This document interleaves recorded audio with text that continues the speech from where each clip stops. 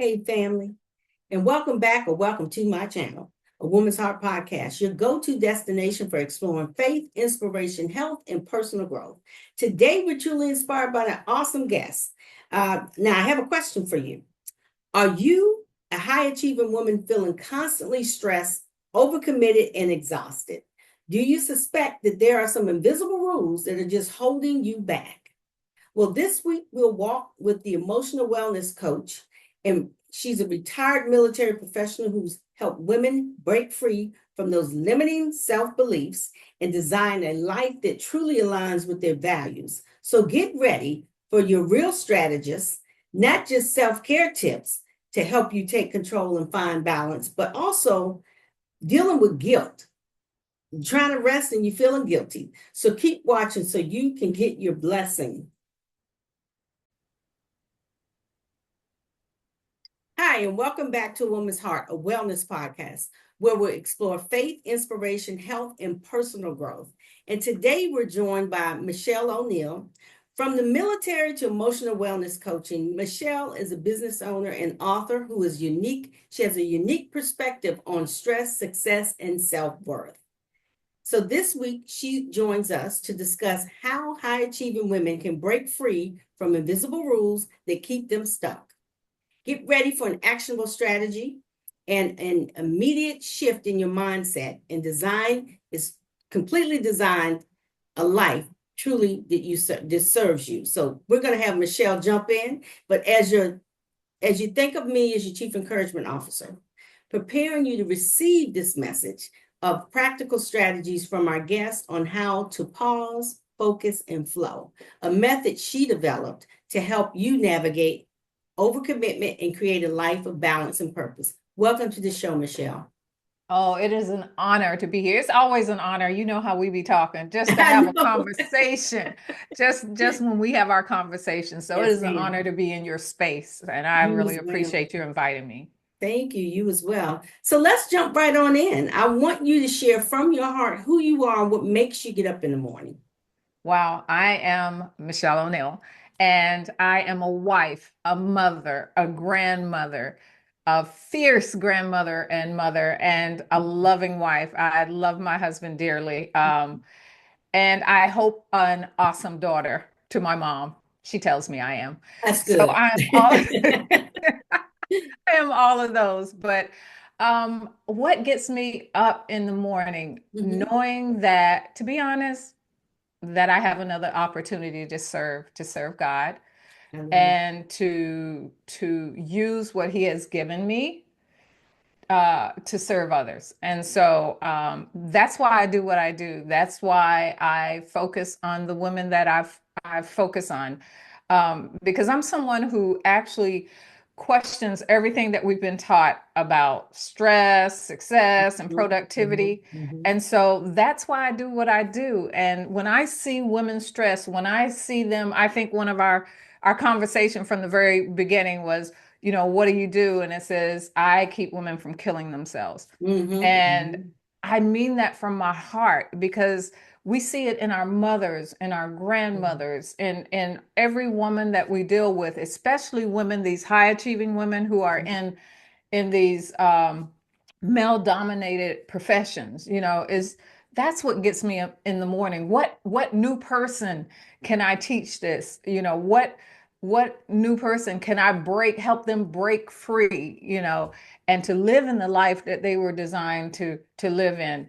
And just that and the opportunity to love on my family and love on those that I come in contact with. It's such a powerful answer. Thank you so much for that and sharing a little bit about your who you are from your heart is just like overwhelming. I love it. So why don't you tell us about your journey? I mean, let's go a little bit back, in your passions. You've transitioned from the structured world of the military to more like a nuanced field of emotional wellness. And so what's the biggest lesson you've learned from in the military that now you apply for helping women break free of stress? Well, it was a big transition for me. I Mhm. have lived the military most of my life. My father was in the military. I was in the military. My husband was in the military. My daughter was in the military. The Wow. first three, me, my husband, and my father are all retired military. Hmm. So I ate, slept, drank military. I understand that way of life. Yeah. And so the military actually teaches you how to function under pressure. Even as a child, of being a part of the military. We move every few years. I had to learn to make new friends, Mhm. learn to take in new cultures. And so it was always having that flexibility of doing something new, of learning something new, and being okay with it. Because Mhm. a lot of us grow up in the same neighborhood all our lives, and we don't know how to interact with people who are different from us, or Mhm. things that may throw us off. And so it also teaches you that if you don't care for yourself, you become a liability. Right. And Right. so, what am I talking about here? One thing I am so thankful that I've learned from the military is they do proactive medicine. In Mhm. other words, every year you go to the dentist twice, you go have your yearly checkup, and Yes. it wasn't an option. Hmm. This is how they kept their machines, us. This is Hmm. how they kept us ready for battle or ready for whatever they needed us for, right? And Hmm. so that's why I've always been ingrained of proactive Hmm. um, working in your life. So what things can we do to make sure we don't have to deal with that cluster down the road? I've always in the corporate, I never understood when they had these big audits Hmm. and then everyone's scrambling at the last minute. And my thought was They always, had the well, checkpoints along the way. yeah, you're right. Right. So if you did everything you were supposed to Yes. do, Uh-huh. why would you have to scramble at the end? Because everything is in place. So these are the things that the military has touched me. But the biggest lesson that I took with me is you can't run at full speed forever, period, because that's exactly what we do as women, and we expect our women to do.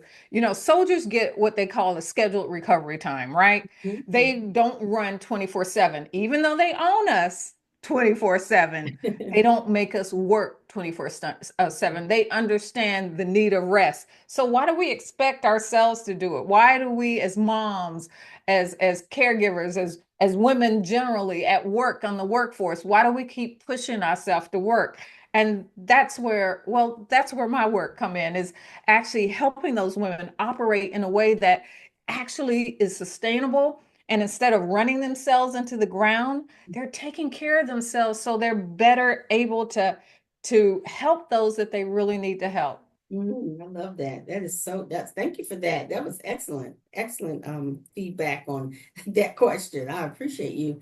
Let's talk a little bit about invisible rules that keep high achieving women stuck. So can you give us some like specific examples for one of the invisible rules that manifested or has manifested in women that you work with? Well, one of the biggest, what I call the biggest invisible rules that we absorb is you have to earn rest. Mm, How many times during our mm. day do we think, oh my gosh, I got to get this done. I got this whole list. When I get to the bottom of the list, I can sit down. Whew, Right, I can sit right. down. That is And so so, good. That a lot of us do think like that. Yes, yeah, me and you myself know, included. finish your work, then you Yes, can take a break, right, handle right, everything, then you can breathe. And this is right. how we are. And Yes. even as adults, we still operate that way, and we push through the Mhm. exhaustion because there's always one more thing to do. There's never going to be a time that you're going to have absolutely nothing to do. So, Right. how do we challenge that rule? How do we change that rule? Is we schedule rest just like you schedule your meetings. You Mhm. have a time for your meetings, then put your rest in there. For me, first thing in the morning, if I've got to wake up a half an hour early because I have to take my time.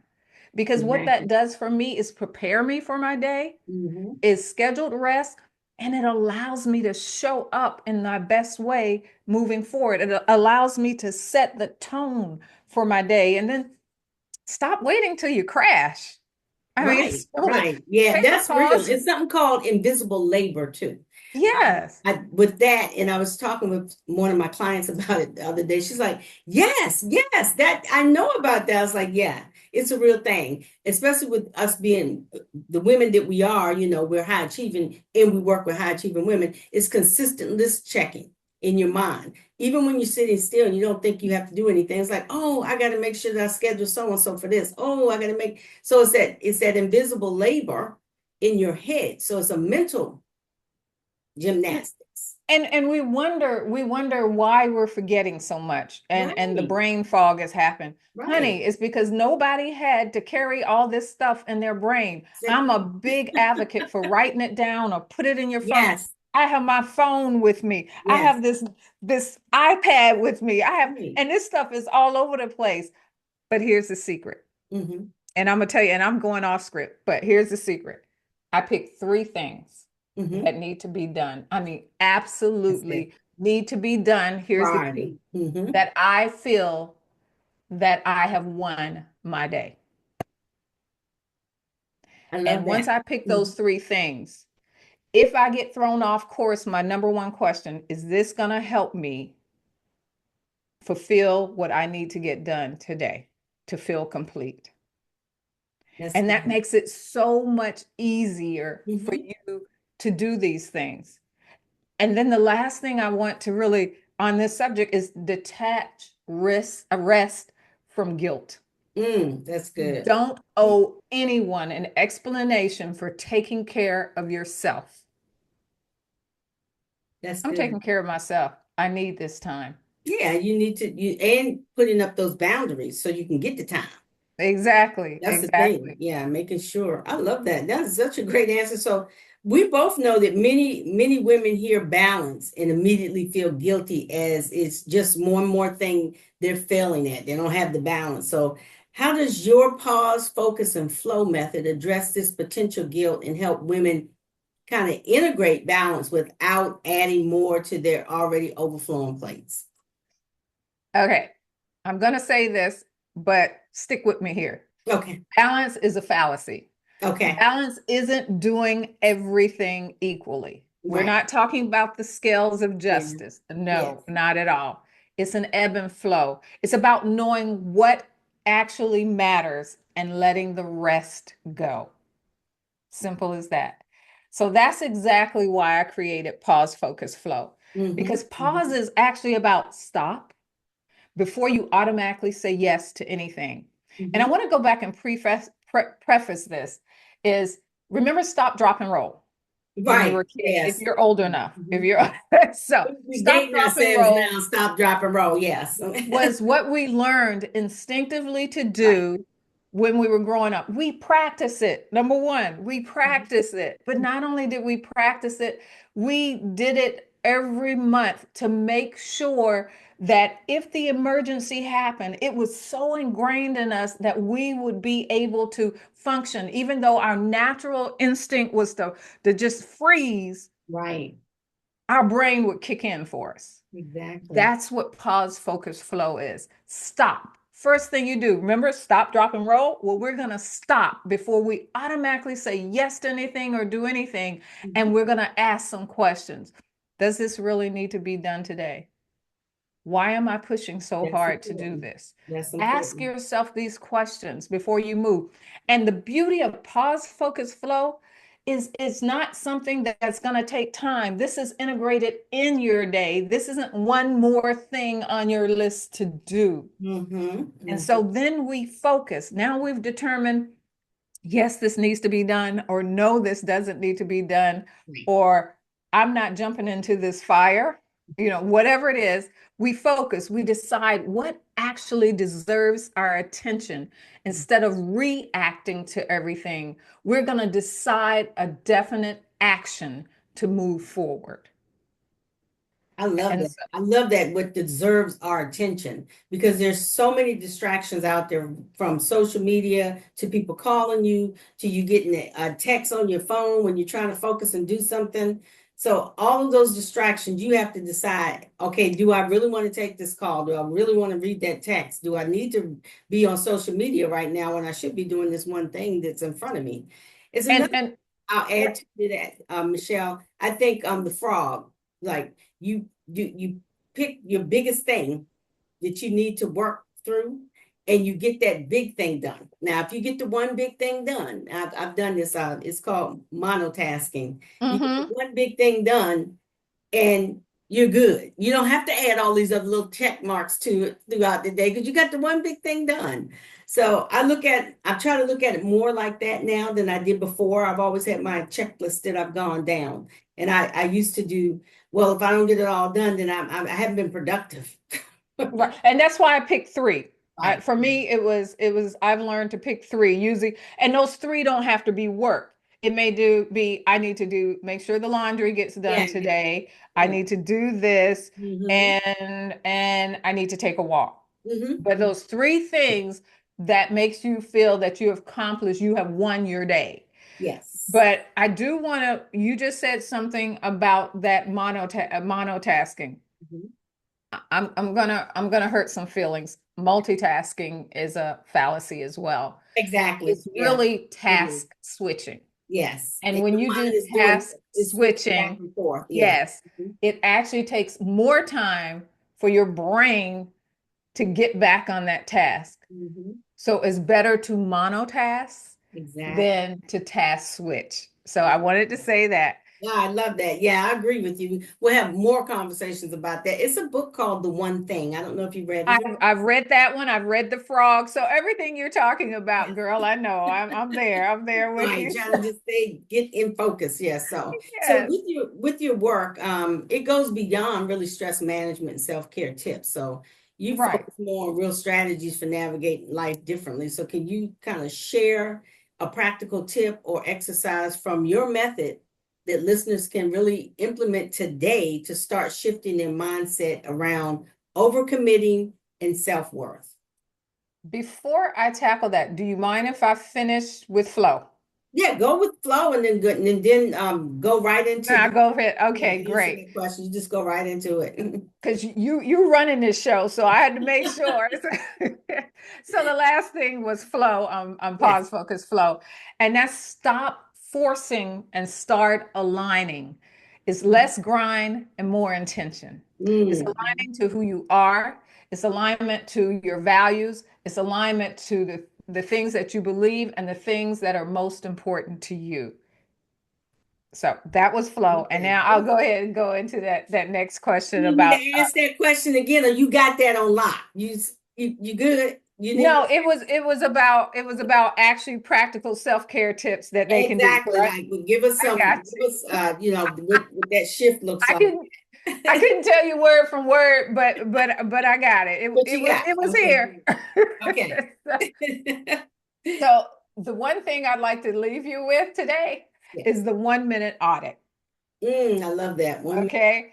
So the 1 minute audit is step one when you feel overwhelmed. Remember, I told you my pause focus flow is about working it right then when it happens. We don't feel the same. We don't remember later.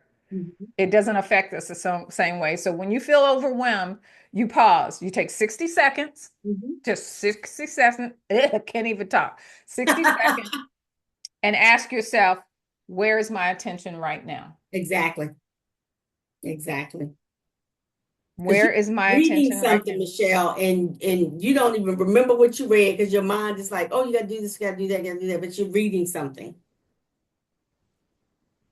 Attention is all over the place. Exactly. Exactly. And so even when we do things like this, we have notes. Yeah. And it is to pull our attention back to where it needs to be. See? And so once we know where our attention is, because stress is a symptom, the real thing is where's your attention? Find out where your attention is. Mhm. So once you know what your attention is then ask yourself this: where does my attention need to be? Right. What's the most important? Where does that need to be? Exactly. Where do I need to be focusing my attention on?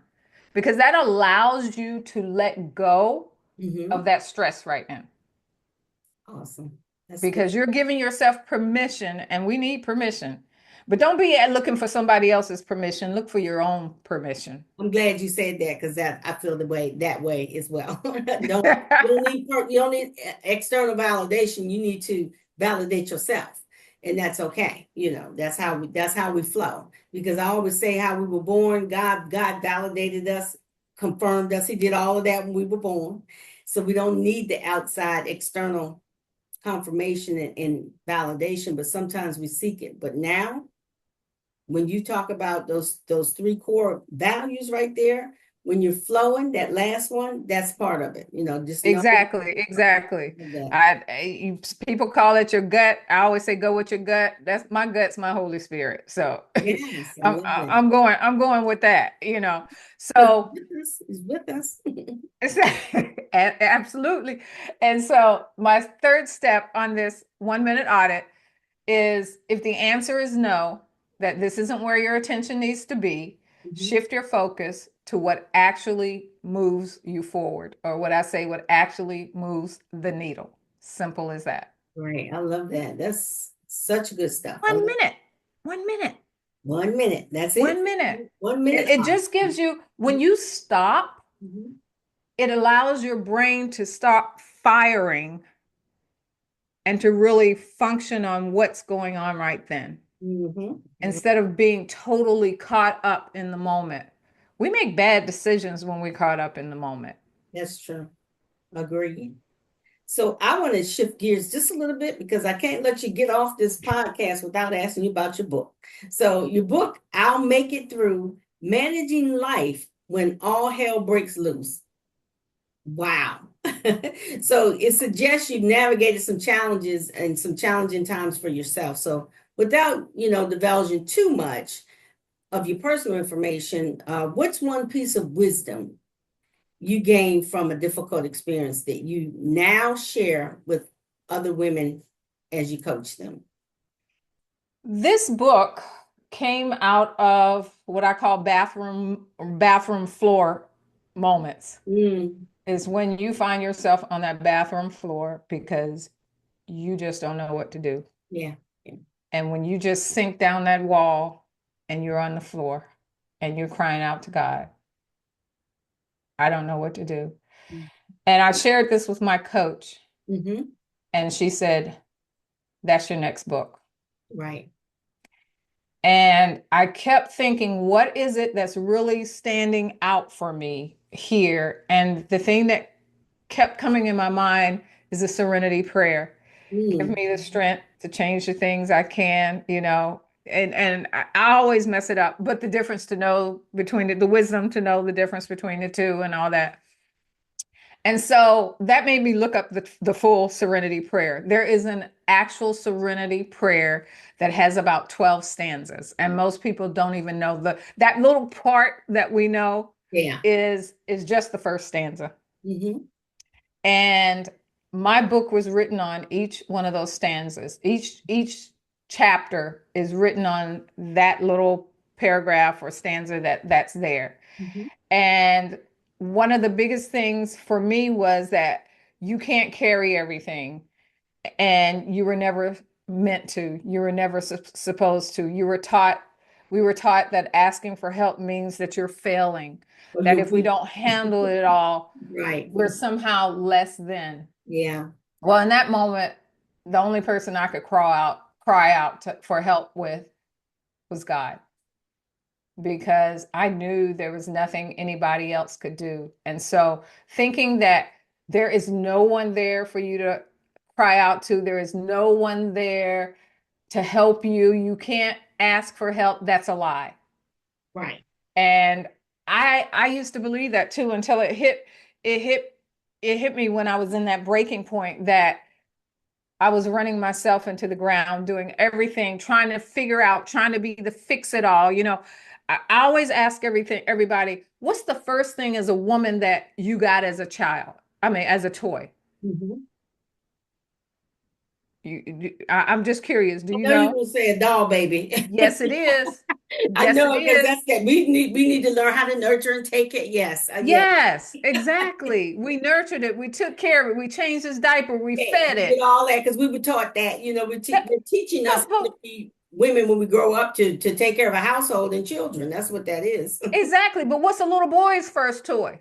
They get a truck, a car, or something like that. An action figure, a truck, Yeah, something that has power, something that teaches them to be a leader, something. powerful. Yeah.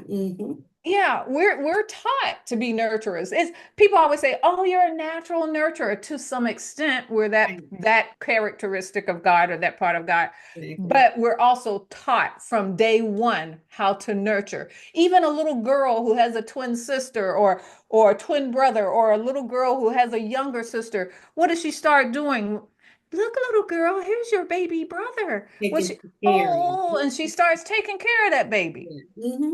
That's You right. know, that's just what we do.